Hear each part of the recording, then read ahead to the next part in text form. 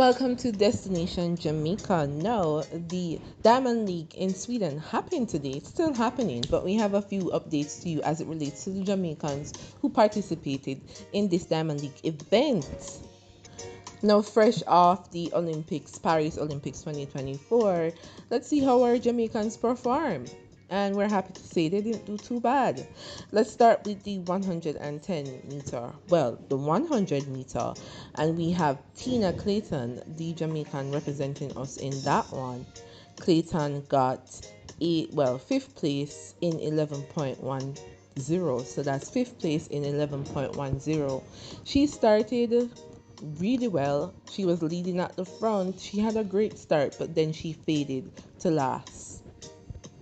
Now, next up, we have Broadbell and Parchment in the 110 meter hurdles. And Broadbell beat the Olympic champion Holloway. His time was 13.10, so that's Broadbell winning time. Holloway was 13.14. Parchment got third place there in 13.23. And I'll put up the visual so you can see the rest of those who participated. Now let's move on to the 110 meter hurdle. Well, 100 meter hurdle for the women. We have two Jamaicans in that one, Ackera Nugent and Williams. No, when it comes to the results, we have Nugent took third place there in 12.38.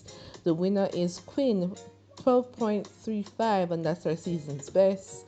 And Williams came fifth place in 12.53. The long jumps are currently happening, so we'll post the update when that is ready. But that's it for now. Letting you know how the Jamaicans perform after Olympics, and it's not looking too bad.